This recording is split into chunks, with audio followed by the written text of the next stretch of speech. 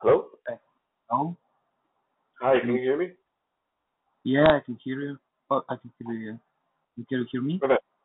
Yep, I can hear you. Perfect. Hmm? So, looks like we have a system design session set up. Yeah. Great. So, I think the way how it works is that I have a question, and we'll spend about 40 minutes for you to design, and then I'll Okay. give you some feedback, and then after that we'll do a quick Q&A. How does that sound? Okay. Okay, great. So, here it goes.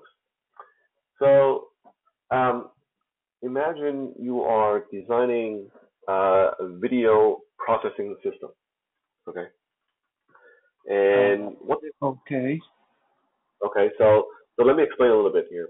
So we're talking about a back-end service, right? And this service is the video processing system, which will handle a lot of the video uploads, right, by the client. And the way the system processes the videos is by calling a third party, or sorry, calling an internal service that another team has to actually do the processing, right? So you're not building the actual processing unit. You're calling another service to actually process each video, but you need to design a workflow to handle a lot of videos that are coming into your service, right? So a video processing system that uses an internal service, which has a set of APIs for you to call Okay. to actually process each video, right? And it doesn't really matter what that process is, but you can think of it like it's trying to extract a video, identify some objects or scene detection, things like that, and that process will take care of any kind of metadata or anything. All you need to do is pass in the video, let that internal process do their thing, and then that's it, right? That's what your video processing system does. So with Uh, that, okay. And what my system should do if internal service already uh, done these functions? yeah. So there is an internal service available for you to use, but that internal service only processes one video, right? Okay. Yeah. And you need to build an overall video processing system to handle a lot of videos that are uploading to your service. Okay. So uh, okay. And so can you a little bit more explain what processing means? You talked about okay. I sent video as is to this API, yes, and to this internal service. And on the as output, I have some metadata, yeah, I need to store this metadata in another, yeah, in another component for using by another component. Is it, Um, yeah, what's the result of processing? yeah, maybe I can kind of explain this again slightly differently. Okay, So yes, assume you have like n videos coming in, right, into your video processing system, right? And yeah, that's what you design. That's what you're going to design, right? Now for okay, each video, right, for each video that comes in, you will call this internal service. Let's just call this the uh, some kind of machine learning type of processing, right? And it's an internal, right? So this is the internal service that you need. You don't have to worry about what they do, right? okay, It's already given to you internal. It's already okay, given to you in a set of API, right? You just call it and then pass in the video, right? okay, yeah, And you let that internal service do its processing, and that's it. You don't have to worry about anything else, right? Just pass it in and let this internal service do something, and then that's it. You just make sure that every video comes in calls okay, that internal service. yeah. Okay, so now I understand more. Okay, and after that, I not care about math, so I need to care only about how I store, how I take video in from user, yes, and I not care what another processing. Okay. Yeah, so I think you asked a good question here about storage. So yes, Yeah. every video that's uploaded to your service will need Yeah. to be stored somewhere for at least 5 years. Okay, so let me just Yeah. write this down. That was a good question. So uh, any video uploaded to the VPS will be stored for 5 years. Oh, okay, okay. Yeah, I got it. So I wrote down here features, not to forget. So yeah, we need to store. We need to. Okay, user can upload videos. Yes. Any Yep. video stored for 5 years. Uh, mhm. Okay. So I need to send them for internal processing. Okay, so I have questions. Like, for example, what's the latency between when video uploaded, yeah, for my internal storages, and the video already processed? So is it should be synchronous process or it can be asynchronous? And yes, this ML processing can could start after, for example, 5 minutes, or it should start after 1 second when we upload it. Yeah, that's a good question about the requirements here. So if I Yeah. understand your question, you're asking how much time between the upload to the actual processing, right? Yeah. There is no requirement here. So you are free to design whatever fits because think of it, the user is just uploading video, right, to Yeah. your Okay. service. Okay. Uh, They don't need to do anything. They don't need to retrieve it. They just need to upload it, right? So it's just submission, right, to your Okay. service. Okay. So okay, as I wrote here as soon as possible, yeah, because okay, we can assume some latency, but if it will be as fast as possible, yeah, it will be okay for now. Okay, so another question about the requirements. So I think about features, that's all, yeah. So anything else about it? Okay, we not care, yeah, about except upload and store videos, yeah, and send. I think that's all features, yes. Yeah. In terms of the functionality, yes, that's Okay, all.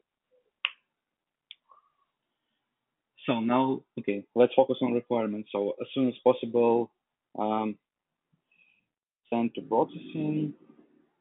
Yeah, and what about users of the system? How many users will use the system? We need to care about this in terms of scaling and Yeah, you can think of this like popular video uploading services. Think of it like TikTok, for example, right? People you know do a lot of these videos and then they just upload to the server, right? I know there's another part of it like discovery, search, and all that. We don't have to worry about that right now. Let's just focus about storing a lot of videos into this service, right? So think of it like a very popular app where you are designing the backend. yeah. So that's interesting. Yeah. What is VHS here? Video hosting. I Oh, oh, okay. Sure. Got it. Yeah. yeah. Okay, let's wrote video hosting sounds like it. Yeah. So okay. Yeah, I think it can be really large videos that send it to us by second. Yes, because if a lot of people started to send me video, and after that, yeah, video can be uh, okay.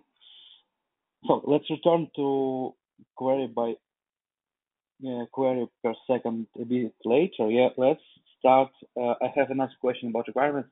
What is the weight of one video? Yeah, so could it be 2 GB or 5 GB, or it's only like TikTok, yeah, and not more than I don't know for real what the largest size in TikTok can be. So I think it cannot be more than 20 megabytes. Yeah, but maybe I cannot assume them. Okay, so what's the maximum?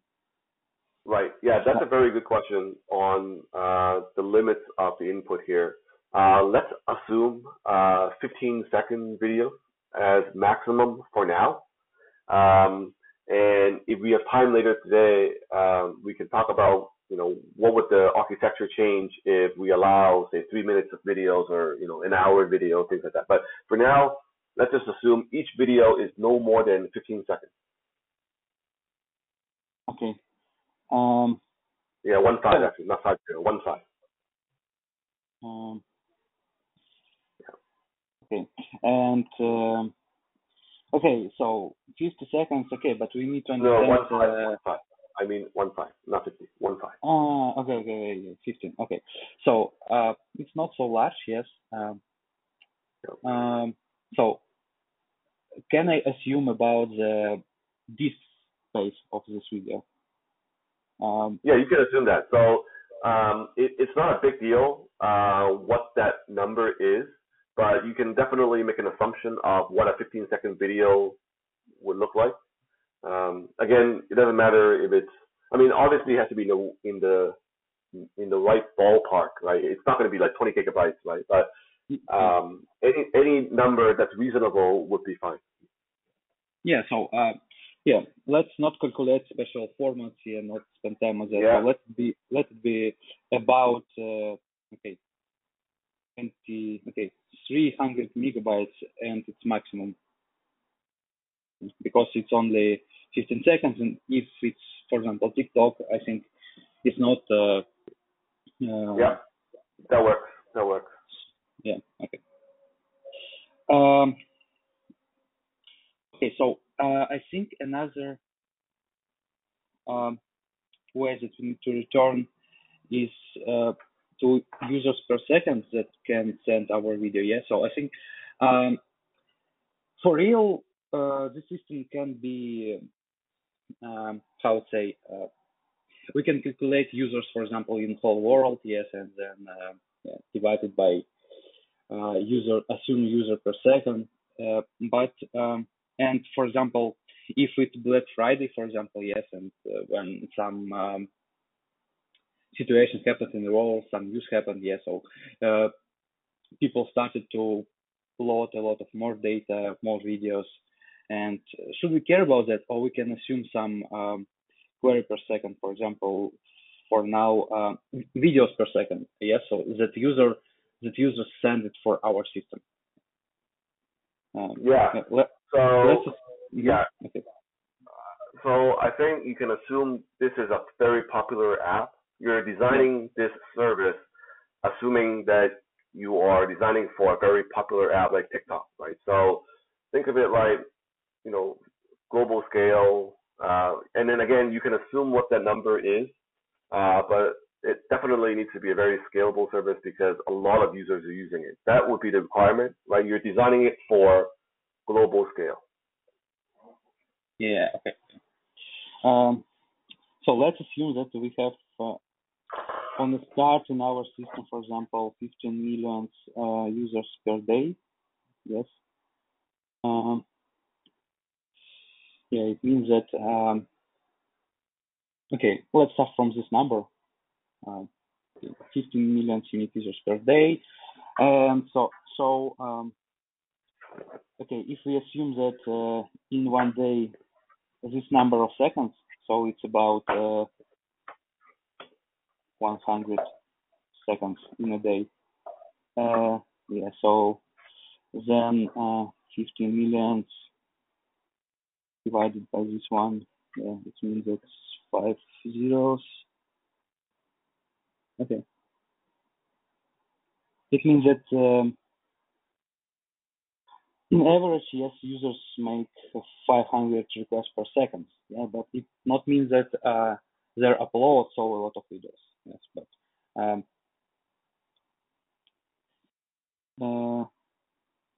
average request if our service will use 50 million users. So I think what we can assume here. So in maximum, if it's TikTok, it could be in 100 times more requests per second. So let's assume that in maximum it could be something like that. Yes. So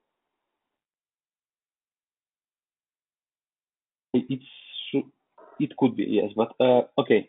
So we need to care about the maximum request per second. So how many percent of requests is video uploading? Yes, it's not so a lot, yeah, because in, for example, TikTok or Instagram, not so a lot video uploaded, but people only see video, not uploading. And another question: do we need to care about watching videos or only uploads?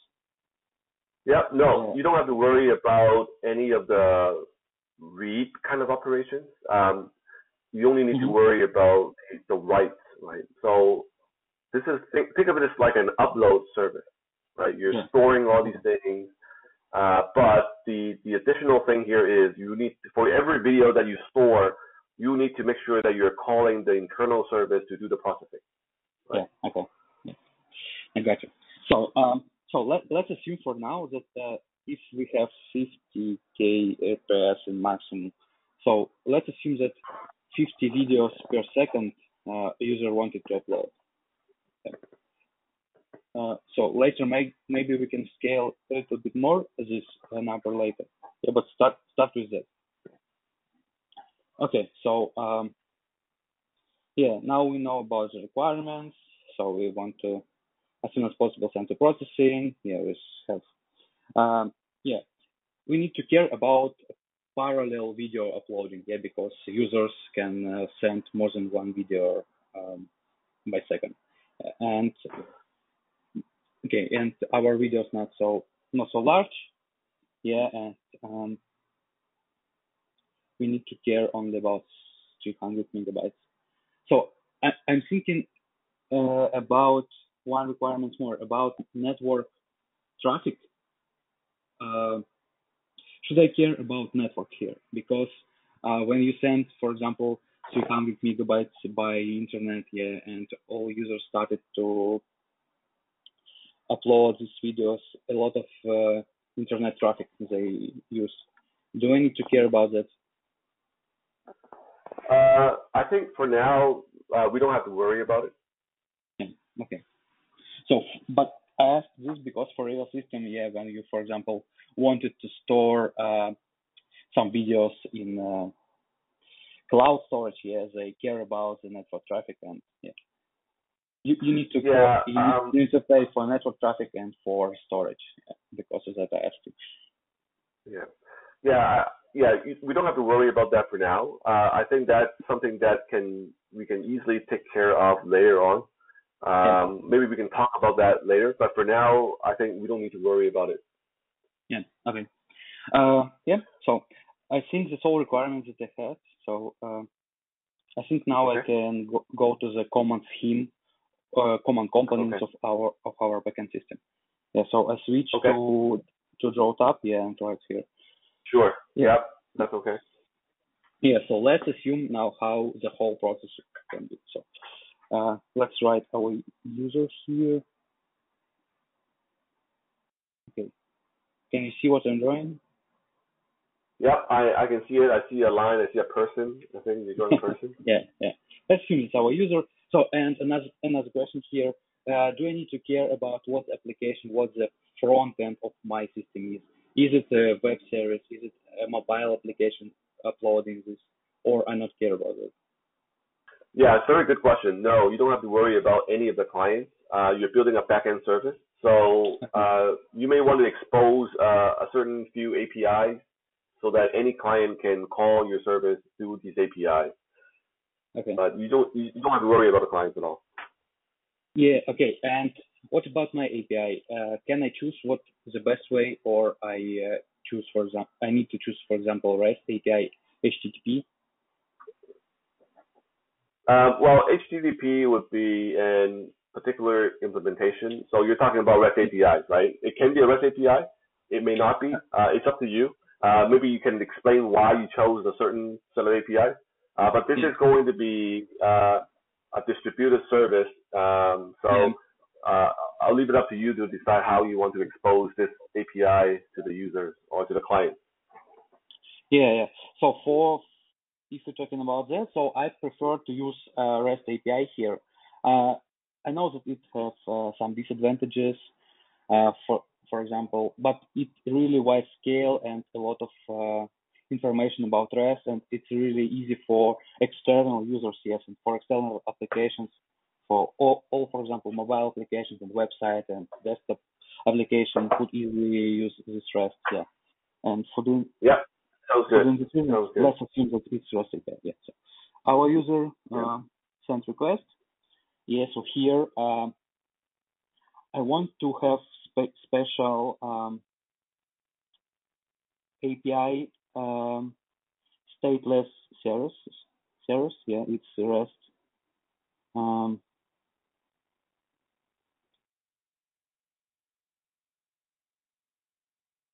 It's on stateless API servers, and they will get our videos. Yeah. So I wrote a lot of instances here because we can put load balancer because it's really important part of the system. Yeah, because we have a lot of parallel requests and load balancing between and then split all data between stateless servers. A good idea. So yeah, and when server uploaded finally got one video, so I want really to put them into some storage, and for real, something like S3 will be a great idea here.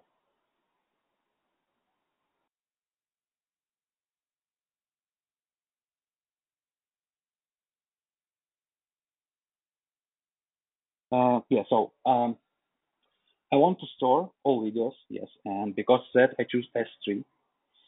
Because best idea to store videos on API, yes,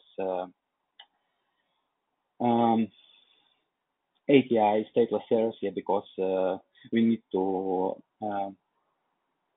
split this data between servers to the hard, So when API server got video, let's send them to S3, yes. So S3 is classical example of how we can store images and videos, yes. It is scaling storage, because of that I chose S3, and really popular now. And okay, we need to care about metadata, of course, here, yes. So for example, we need to store some metadata in another database. So does it make sense what I mean? S3 is we store videos as is, yes, and another database we store here metadata about our videos. Yep. Yeah. So for real, we need to care this in this moment about the type of our database.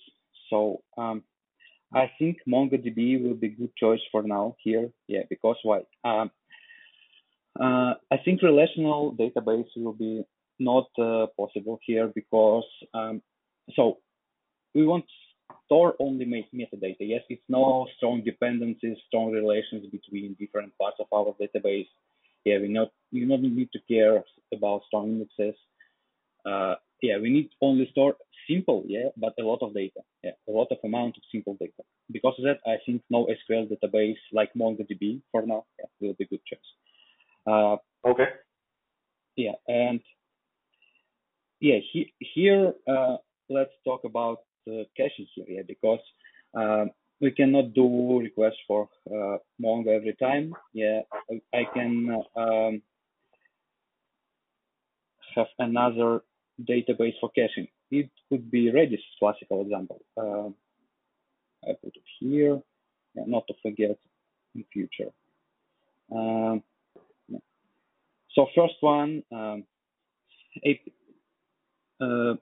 if we upload videos and upload metadata, so let's put into interactive here. So, and okay, yeah. Now I think okay. So yeah, and okay. Now I think it's base components how we store video. Yeah, we can. Okay, one interesting moment about sending video from user. It's okay. I care about first part. Yeah. So when you send video for this backend system, it's really interesting how HTTP REST will got it. So one possible example is to use HTTP headers, yes, and send video one by one, part by part. Yeah. So you cannot upload, for example, so 300 megabytes. Yes, here I think it's a lot of amount data for one HTTP request. Yes, and if you use some HTTP headers, you can send video by chunks. Yeah, it will be a good idea here.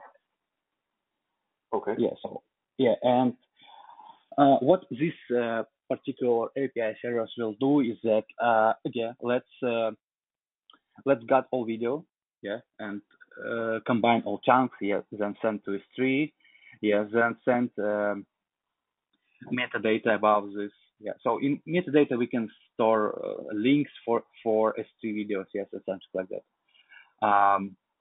Yeah, send metadata and put the key, yeah, what we store in Mongo into Redis, yeah, not because our system in future want to get some data. Our internal processing system want to get some data, yes, and because of that, it will be faster if you use Redis. So let's now. I think that's how our uploading parts will work. Yeah. So now let's talk about how we will send this video for our internal processing system.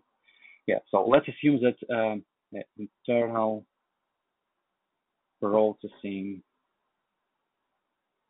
system. Yeah. So I'll put this component in this way. Yeah. So it's a black box. Yeah. So let's assume that it could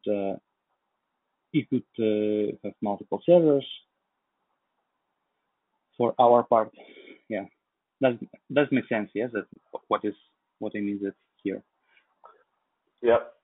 Yeah. And for now, yeah, we want to send our video for this internal processing system, yeah, as soon as possible. So for doing this, one good idea that comes from me is using workers and using queues. So what I want to do, yeah, I want to get when video uploaded, I want to send some event for queue. Yeah, I call it. Yeah, it's like pipe here. Yeah, so I think yeah, called it queue. It could be Kafka, it could be SQS, it's something like that. Yes. And we have workers now.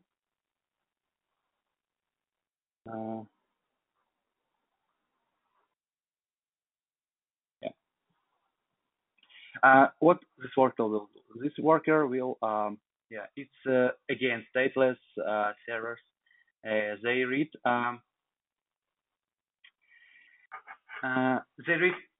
events from queue. Yeah, and we need to understand that new video uploaded. Yes, and this is exactly what our event means. Yeah, and after that, our worker, okay, they want to get metadata from data. Yeah. So first we going to check our cache. Yeah, if information, metadata information about our video is already in cache, so let's simply get it and send for our internal processing system. If it's not, okay, let's go for the metadata to our database, yeah, and send about information to the internal processing system. Yeah, so yeah, this is how our videos yeah, uploaded and or send it to internal processing system.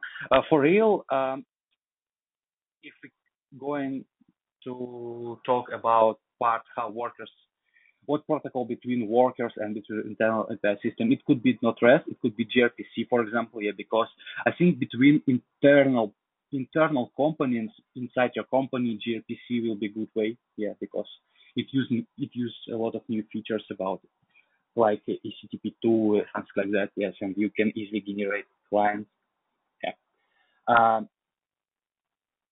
Yeah, and now internal process system know about metadata of videos, yeah, and if okay, it's a black box, but it uses video from S3, yeah, and we already care about that, yeah, because our videos stored in S3 and only by, yeah, internal process system can access to this video by metadata, yeah. Um, yeah, so I think it's how common process, yeah, common pipeline of our uploading and processing system should work.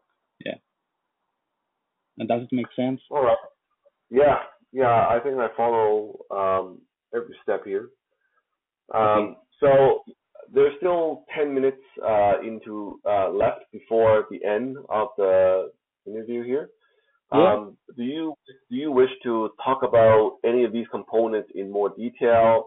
For example, how do you handle failures? What kind of failures do you expect to see? Yeah. Things like that. Do you want to talk about them? Yeah. Yeah. Good idea. So, yeah, I think I can talk about every component here because every component can fail here, and we need to care about that. So let's talk about okay. First problem that I see is started from client here. Yes, it means that for example, user started to upload video and then he lost connection, yes, and one chunk will lost one chunk, yes, and for doing that we need to support retries on our client. Yeah, I think it's on client base. So if we support that, it will be better, yeah, because our when connection returned for user, yeah, and retry system started to send another chunk, yeah, and chunks here good idea because for example we not to send all video again, yeah, because if we already upload about for example 80% of video, yeah, we not should we shouldn't upload from start, yes, for using chunks will be better. So let's go for API server, yes. So I talked previously that it's status here, yes, and yeah, it's a good way for use load balancer here. And okay, if let's assume that our system really large, and if our load balancer can die too, yeah, because every system can die, yeah. In this case, I prefer to use a DNS balancing, yeah, and you can create different records in DNS, and yeah, and Okay. your system can be more scalable, yeah. So let's talk now about another components. So yeah, so I see Redis here. Yeah, Redis can die, of course, yeah, and because of that, for scalable system, it will be better for use Redis cluster, yeah. So in Redis cluster, you create different masters and slaves, yeah, and if one master will die, so replica will replace them, yeah. So because of that, yeah, and in Redis you only store keys and values, yes, and because of that, yeah, and Redis for now system can die sometimes, but yeah, if we cannot find any key in Redis, yeah, we go for our Mongo storage, for our NoSQL Mongo storage, yeah, and if if Redis died, yeah, some node lose data, so we know that Redis stores data in RAM, yeah, not on disk. Yeah, sometimes, okay, some machine can flash all RAM data. Yeah, so we not lose any data, yeah, because we store in consistent NoSQL storage. Yeah, about Mongo, okay, good way here for using Mongo, yeah, because Mongo is easily sharding and easily scalable system. Yeah, you not need to care how to combine different shards. Yeah, you can easily split data, yeah, because we store only metadata, and yeah, we can shard it, for example, by months, by years. Yeah, so another component that I not talk is that, yeah, we store data only for 5 years. Yes, so let's assume that our company have no money to store more. Yeah, so another good idea here to care about cleaner worker. Okay, cleaner. Hold it here. It's a special worker that will send requests. It we can call it not so often. For example, once in a month, for example. Yeah, it will go for MongoDB and look up for metadata that stored more than 5 years. Yeah, and if we found this rows in our database, if we find this document in the database, let's delete it. Let's delete it from S3, yeah, because we need to care about this storage, and let's delete it from database. Yeah. So I think we not care here about queues and about yeah, because it's only not so a lot of events. Yeah, we can flush our data only once in a month, for example. Yeah, and for doing that, not use queue. Let's do request directly for our Mongo database. Yeah, so S3, S3 usually is easy scaling too, because it sounds like it sounds like Redis in some cases sometimes, yeah, because in S3 is here exists buckets and exists keys, yes, and you store data like in Redis, yes. Yeah, so because that's the scaling and sharing system. And another idea that I thinking here is okay, when our worker so we'll send data for our internal processing system. For real, in real world, if this internal processing system can die, yes, sometimes it can return bad responses for us. And I think good way here for use retry system. Yeah, so does it make sense what I mean? Yeah, can you draw the retry system and other components that comes with it? Yeah. So when our workers got request from queues that we want to send new metadata about new video to internal processing system, and the system sends for us back code. Yes. I think here a good idea for using retries. So we have queues. In queues, it's sometimes hard to realize retries, but it's possible. Yeah, if you use two queues, for example. Okay. Yeah. Okay. So we have about a minute left. Let me maybe ask a couple questions here. Yeah. So you mentioned about the retries in the workers. What happens if a worker just crashes, right? Who is going to detect that worker is no longer functional? Yeah. It's a good idea. So for real, one worker will die, and so one worker wants to get a new task for him. Yeah. So it's good idea for ask our queue if ask our queue new messages, and if one message, for example, one worker got one message and not send, for example, if we use SQS, one worker needs to send, he needs to receive and he needs to delete data, yes. And when worker not delete message, it will return to the queue again, yes. So in this case, when worker die and worker not send delete for message for a long time, yes, it means that our message again appended to our queue, and new worker will again got new message. Yes, that makes sense. Because our workers is stateless machines, yeah, if one worker can die and another worker will do this task. Yeah. Okay. Yeah. I think what you explained makes sense in terms of using the queue sort of timeout or time to live to as a Yeah, way yeah, to exactly what I to mean. think of the design. Now, what happens if all your workers die? Then your queue just keeps piling up, right? And is Yeah. there a mechanism to recover from all these workers dying?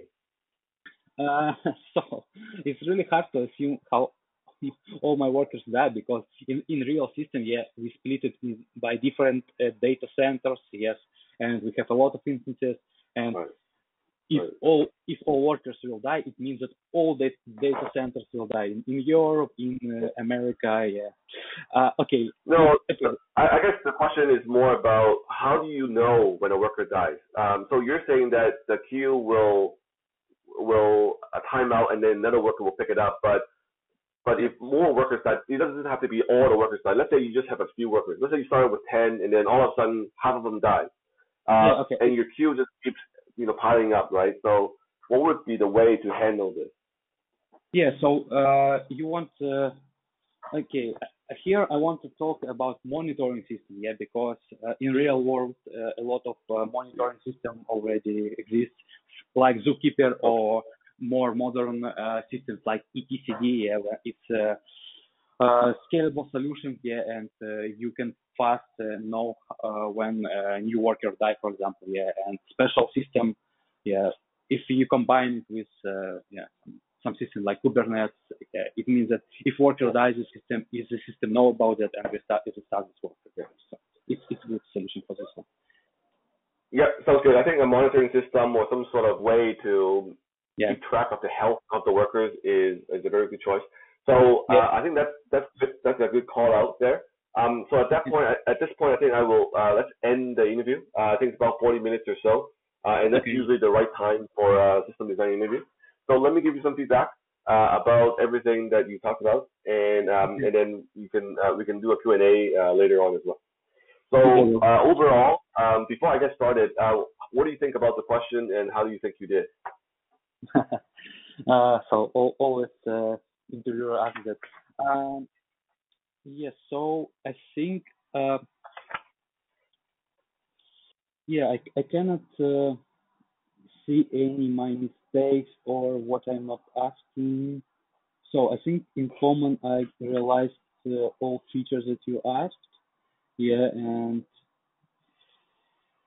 um, okay, some requirements. Uh, okay, my feelings maybe I'm not so good about requirements and features here, but maybe I need to ask. Maybe I need to clarify a little bit more here on my feelings. Yeah, but I in see. common, I think my whole scheme worked, and so I asked on all of your questions. I think Yep. here a lot of another things that we can talk about a lot of hours here, but in common, yeah, I think I focused on main components. Yeah. Yeah. Yeah, I think I agree with you in a lot of these parts. First of all, I think you have a lot of all the good pieces of this design, right? The queue, Okay. S3, workers. It's really sort of the template of a workflow system, right? And I think you have Mhm. all the pieces there, so that's a very good part. I Mhm. do agree with you that the requirements part, there is a few things I want to call out that might be missing. I think some of the questions that you asked are great. But I think there are some areas that you want to clarify even more. But Mhm. I'll go through that in detail with you. But I overall, at a high level, I kind of agree with your assessment as well. I think the requirements part um, can improve a little bit there. But in terms of the actual high level design, I think you have all the pieces. Okay. So that's good. So let's go back to the beginning, Okay. and I'll do a few things, and then kind of go into detail on each section. Okay, so let's Okay. start Good. with the features, or sometimes we call this the requirements, right? Yeah. And in the requirements here, actually you do have it in the bottom. Sorry, I don't mean to overwrite that. I think in the requirements here, we should really separate the two here, one being the functional and the other being the non-functional, right? Yeah. So Okay. think of the non-functional being what the system guarantees, right? System guarantees. And typically some people will call this the SLA, right? Service level agreement. What does the system guarantee? We'll talk Yeah. about that in a bit, about the functional part. I Yeah. think you talk about what features we have in the functional, right? It is about uploading videos. So sort of like what you had in the features. It is about uploading videos, storage for 5 years, and then for each video we send it to some internal processing. I think that's right there. That's all you need to do for this problem, and I think you have all the most important features of this system. That's good. And then in the requirements part, I call it functional, but I think a better word for this is more like capacity estimation, right? How much resources do you need? And you talked about the storage size and all that, but let's come back to the storage estimation a bit. I want to talk about the non-functional requirements because I think that's actually missing in our discussion. Okay. And what I'm looking for here is sort of the typical distributed systems keywords, like you want the system to be fault tolerant, right? That means if some parts of your system fail, the system still continues to run, right? You want this to be durable. Yeah. And videos needs to be cannot be lost, right? So it has to be uploaded, it needs to be stored somewhere. So you just need to mention that, right? These are the requirements of this system that when you upload a video, you can be guaranteed, you can be sure that this video will never be lost, right? These are things. Scalable is also another thing. You did mention that you want this to be, I guess, responsive or performance, and that the processing needs to happen right away. In line 18 here, so I'll just say line 18. I don't think that's really a requirement. You don't really need to process each video like right away because it's really for backend, processing. There's no need to do it fast, right? You can do it later. But you chose to do it fast. That's okay. But you need to make sure that your design actually is able to deliver that. So I'm just saying that not that important, but it's okay to make that a requirement. It's up to you. When you have so much requirement, then your system will be more complex, right? But that's okay. If you want to do that, that's okay. So fault tolerant, durable, and I think the other part is having highly available, right? And I know I'm just calling out these big words, but later on when you draw your diagram, you are going to come back to these requirements and say, hey, why am I writing why do I need a load balancer? Why do I need multiple copies of the API web service? It's because I want to make sure that this is a highly available service, right? You want to make sure that when somebody calls the service, when you have so many calls, I don't know, I think you have 50,000 calls per second, 50,000 RPS. You want to make sure that every call will be handled, right? So you need to make sure you have a highly available service and all that. So I think the durability here is good because S3 takes care of that for you, right? S3 has 11 nines of durability. So by using these kind of services off the shelf, that you have to also explain why S3, right? Why not maybe a commodity hard drive, right? So by explaining that, hey, S3 gives you that durability on the cloud, then that provides the whole durability of the service, right? So these are the non-functional requirements that you should always talk about. And then when you design it and draw your diagrams, you explain why you need certain components to fulfill these requirements there, right? Yeah. So I think it's common for. Sorry for interrupting you. It's common for all interviews. Yeah. So I think it's. Yes and no. You're right. You're right that most questions have these kind of requirements, but there are always something that's a little different, right? For example, this one here, we don't really talk about latency so much, right? Some systems require rapid response, right? Here, this is more of a write service, right? You don't need to do any read, so there's no requirements on latency. There's some services that require security as well. Not many, very few, like DDoS attacks, things like that. We don't have that here, but you can actually think about that too. Like, what if somebody tries to abuse your service and just keep uploading garbage, right? How do you handle that, right? Now that's something that I don't ask you about, but you can talk about it and say, hey, what are some vulnerabilities of the service? In fact, the more senior the role that you're applying for, people expect you to think about all the problems that could happen in any service, right? Security is a big concern. So for you to think about that and call that out is actually a big plus, right? You cannot expect the interviewer to tell you all these things, right? Because they try to keep the problem vague by intention so that they want you to ask the right questions. Now, we talked about all the requirements of the service that you need to build. So there's one thing that's missing in the requirements that I think you should also consider is that part of this problem is that you are using a dependent service, right? Like this internal service is a dependency, right? Yeah. And whenever you're using a dependency, you need to worry about what is the SLA of that dependency, right? And so the kind of questions I wanted you to ask here were, how long does it take to process each video, right? Yeah. And if you ask that question, I would say, for a 15-second video, roughly 1 minute, right? Something like that. So because you don't know, what are some requirements or performance of that API of the internal service. You could ask what kind of errors can occur there, right? You can ask what are there any usage limits, right? Because if there are, then you have to handle throttling, right? How do you handle a dependency that throttles you, right? You have to do a retry, right? And that's where you need to kind of talk about all these things. I think the most important part here is asking those questions. Once you ask those questions, you can assume, right, all these things. And then your service, when you build your high-level diagram, you can talk about, okay, my workers, even though it's stateless, it does a few more things than just calling API. It actually does some error handling, whatnot. And if a video fails to process 3 times or whatever, you do something about it, right? Maybe you put it in some dead letter queue or you handle it somewhere else. But talking about the error handling is also an important part. And that's the questions that I wish you asked about the dependency service. But other than that, I think the requirements is everything that you talked about and everything that I talked about as well. I think that should be a good coverage of the requirements there. Now on to the capacity estimation there. Again, you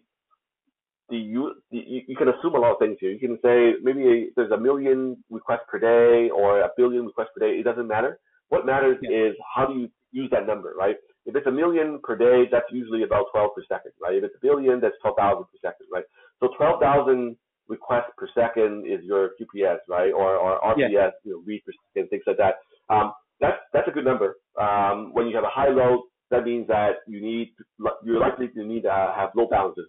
Some people would even say that, okay, I'm going to assume that each machine handles 1,000 requests per second, so I need about 12 machines too, right? And again, these are just numbers you make up, but it kind of gives you a very logical flow of, I need 12 machines as load balancers or as web services to handle these kind of requests coming in, right? And that's what explains the load balancing or the web services there, right? Yeah. Just because it's this high load. The other thing that I think you need to also talk about is the storage, right? You did talk about 300 megs per video. I think I didn't see the number that you calculate for 5 years of storage on 1 million videos per day, right? So I think 300 is a little too big. And also in general, when you do these math, always use very simple numbers like 10, or 1, right? That makes things a lot easier. So let's say we do 10 megabytes per video, right? We have 1 million videos. So that's going to be 10 billion videos, right? Is that right? Okay. 10 billion videos. No, sorry. Maybe my math is a little wrong here, but you do the math on that, and I think it's actually 10 gigabytes if I remember. I think that's about 10 gigabytes. Is that right? 10. No, way more. Sorry, my math is not very good right now. But you need to also transcribe. So let's say you have some X number of gigabytes per day, right? The next thing is how much is that for 5 years, right? So 1 day is about 5 years is about 2,000 days, So the reason why a lot of people use 5 years is because it's a relatively quick number, and then you use basically 2,000. Again, quick math, but I think that's what the interviewer expects to see as well. For real, it's a little bit hard sometimes to calculate gigabytes. When you have 1 million, if you have here 10 million megabytes, how to calculate in gigabytes. And on the previous interview, I spent a lot of time to calculate this one, and finally got it, but spent really a lot of time to that. Yeah. Even I'm having a little bit of problems at this time of the day, so I understand it takes some practice, but if you make the numbers easy, then it should be doable. So let's keep going for a bit.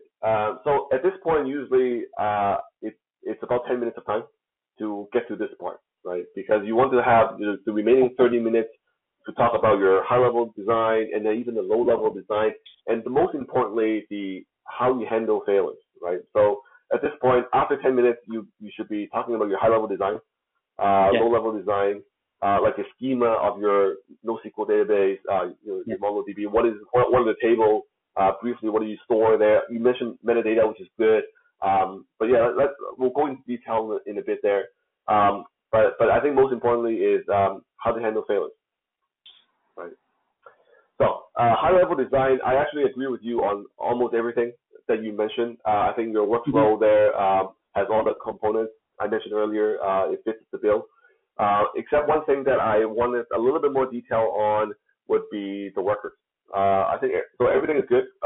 Everything I agree with, except for the workers, where I think I asked the question. What happens if the workers die? How do you keep track of that? Normally, I would say one solution to that is normally there's like a manager or a coordinator, and the coordinator, what it does is it tracks all the workers and it does a health check, like a health ping every 30 seconds, every minute, and then it uses that information to determine whether the worker is alive, working or not, right? If over say 10 second pings, the worker's not there, then you know that you're one worker short, right? Then you can figure out, okay, maybe I want to scale up or whatever. And the coordinator is also there to help you decide, hey, if my queue is getting large, that means more requests are coming in. Now I need to scale up my service, right? So that's how you make your service scalable, right? And that's one of the non-functional requirements. So this is something that you want to talk about, right? You may not need to draw anything, but at least talking about it lets the interviewer know that, hey, that's one way of scaling a system, right? To have a mechanism to add more workers, lower workers, things like that. And that's really the only thing I would add to your design. Everything else, I really like it, especially the S3 storage for the actual videos and then the metadata database there. The next thing you want to talk about is the schema of your metadata. Like, what do you store there? You can also say that because you're storing just metadata per video, the space here is negligible, but you can still come up with like a small, estimate, maybe 10 gigabytes per row, or per video. So every day, you're whatever that works out to be. But it's a very small number, very negligible. But if you have time, you can add that. But again, I think the table schema here would be helpful to talk about. And maybe you have more than one table, right? You may also have a user table. So that's the low level. But I think one thing I forgot here is the API design. Now, I think you spent some time talking about why REST API is good. That's actually great. That's a good thing to talk about. You chose REST API because it's good for mobile. It's actually used in the web, very popular, all that. That's good. But one thing you also want to spell out is what is the actual API, right? Like, it's going to be like upload video, for example, right? Upload video, for example, and what do you have as an input, right? Maybe user ID, the actual file path, maybe some metadata, right? Things like that. Again, keep it as simple as possible. And the way to keep it simple so that if the interviewer comes to you and say, okay, I need a little bit more, maybe you can do this as well, then they will they will expect you to add to it. Otherwise, keep it as simple as possible. But one thing you need to also figure out here is to figure out whether this is a synchronous call or async call, right? You might say, okay, I'm going to do both, right? Video, upload video, or upload video async, right? Provide two functions and explain, what these two are for. Or maybe even say batch, right? I can do a batch. and batch async or batch whatever. Now it's really up to you how much you want to design, because if you do batch now, you have to talk about how do you design that. So start with something simple. I would just like ignore this for now, but just keep that in mind. If you have time or you want to challenge yourself, you can always do that. Now you need to really decide what you want to do here, right? If it's async, then maybe when you call this function, it returns you some kind of video ID or video ID, and then you need another function saying, okay, I need a get status later on so that I can check what is the status of this processing, right? But then maybe this is a synchronous call. I just call it, wait for it to finish, and then I exit. So that's a decision you have to make in your service. Do you have any questions at this point? Yeah. So about common API. So you talked about based on features. I assume that we care only about upload, and we don't care about latency to send to our internal processes. Yeah, because that I assume that it's an asynchronous system. Not we not care. I assume that we not care about sync requests, because you need to care only upload and only send for another person. Is that not correct? So, I assume that. Can you repeat the question again? Yeah. So I see in your API interface, it's upload video, upload async video, and get status. Yes, but I not thought about that because in features, as we previously talked, we need to care only about upload and only about sending for future internal process. And we said that it's asynchronous process, because of that I'm not cared about synchronous API. Yeah, you're right. You're right that. So I think what you're saying here is we don't need to worry about the async, right? We just need to upload and then forget about it, right? So fire and forget is what you're saying, right?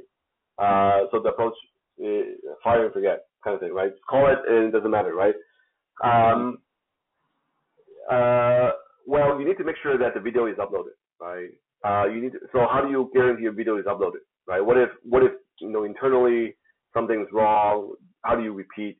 So I think that's the point that kind of you can argue about that. But you're right that you did ask all these questions in the beginning, and so if you were to say that, hey, this requirement here says this, I just need to call and upload. I don't care whether something is uploaded or not. I think that wouldn't be a good experience, right? To say, okay, I have an API, you upload, but it's best effort, right? I don't guarantee anything. I think that's not really the requirement. The requirement does mean that when you upload, it has to be done properly. So having the functionality to check whether it's successful, I think that's also part of the requirement.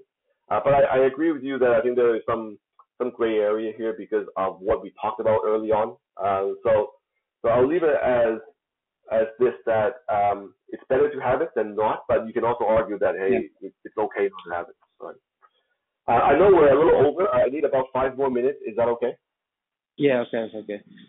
Yeah, so for real, interesting problem for me is focusing on requirements and features here, because for me it's hardest part of interview, because for real, a lot of questions you can ask, a lot of it. You can only spend 1 hour plus questions, but you need to focus on main components and on main questions. It's in only 10 minutes, as you previously said. Yeah, you're right. I think if I were to kind of evaluate the time management that you had in your interview, I think you did the right thing.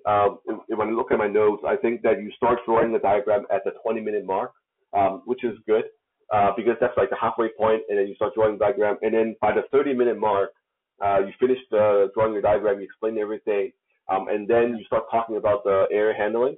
So you have 10 minutes to talk about the error handling. I think that's actually a very good time distribution.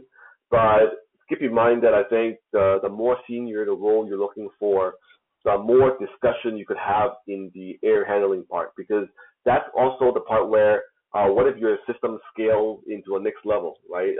10x, 100x. How do you change that system? Like, you want to have that kind of discussion with the interviewer, right? How do you scale? How do you handle different things?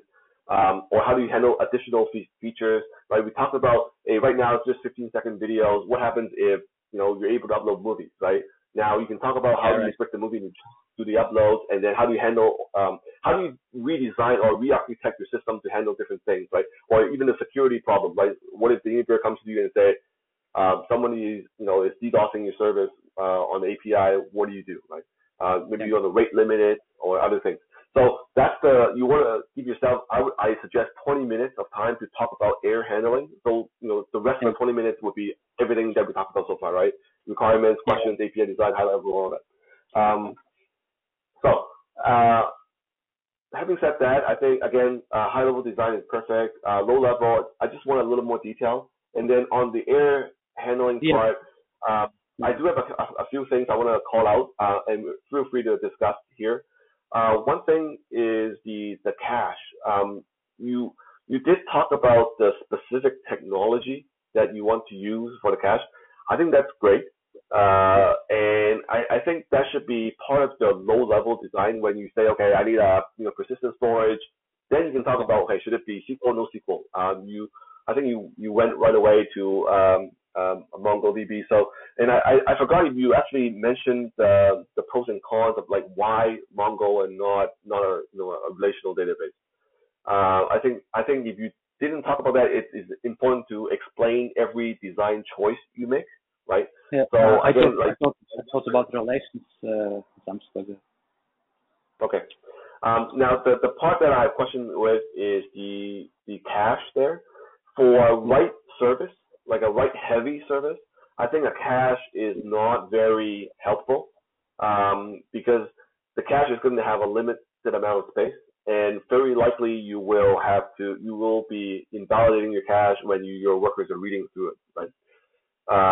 So I don't know the good value here of having a cache, because it looks to me that whenever a request comes in, you write to the cache and then you write to your database based on these arrows.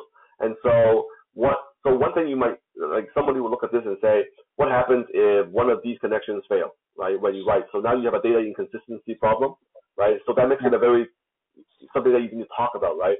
As well, you're writing to the queue. So you're doing three things, and you're hoping that these are all atomic operations, or collectively as a transaction, but they're not, right? One thing could fail. So whenever you talk about something like this, whenever you draw a diagram like this, you need to talk about it like proactively, like, because if I had more time, I would ask you, what happens if the message to the queue fails, or what happens to the cache fails, but not the MongoDB. So these things are talking points, right? Or you can say, okay, maybe there's a simple way to make it as much as a transaction as possible, right? I think there's multiple answers. I think these are kind of common distributed system problems that are already solved out there. You just need to call them out and say, okay, this is one way to handle something like this, right? Yes. Yeah. And other than that, a little bit about, if we talk about the internal service, right, what the API looks like, what is the SLA on that API, how do you handle failures, throttles, or other things, then there would be some discussion there. But yeah, so these are the things I would call out on the error handling part. And other than that, I think the rest would just be kind of natural extension of, how do you scale the system even more, how do you handle security. So these are the other two topics that, as a discussion, could come up too. With that, I think that's all the feedback I have. If you have any questions, please let me know. Yeah, so I have a last question maybe. What in common do you think I passed this interview or not, and for what level in company I should assume maybe? Yeah, I think that like in talking to you and kind of going over the questions, I think you're very experienced, and I think that just by seeing you draw the diagram, I think you know exactly what a workflow system looks like to do this. I think that the internal system, internal service part here might throw you off a little bit, in that maybe there's just a discrepancy in what the interviewer is looking for, like what I'm looking for to what you were expecting. Maybe you think this is all like a perfectly scalable service, like, but you don't know. You cannot assume a dependency to be always scalable and all that, right? You have to ask all these questions. So I think that's the part that is a little bit intentionally vague. And other than that, I think the other part is the air handling part, I would like to see a little bit more discussion there. And I think, like I said, the more senior role you're looking for, the more the interviewer is expecting you to talk about these parts. So that would be the part that is missing. But it's not like you don't know about it. I think it's more about the time management and how much time you want to allocate to that part of the discussion. Yeah, So exactly. I think once you have that mindset with like putting a little bit more emphasis on that aspect, like the air handling and scalability part, then I think you will have no problem acing it completely, right? I just think the issue here is maybe a little bit about time management and the expectations of using the dependency service. Other than that, everything else I have no concerns about. That capacity estimation, it's sort of like, I think there's no value to it in the sense like, hey, who cares about these numbers? But it is a way to kind of do some quick math and explain, what are the resources that you need to do a service like that. But it's sort of like a common practice that everybody expects you to see that, right? The quick math, right? Sort of like numbers that every engineer needs to know kind of thing. It's just a way to demonstrate that here.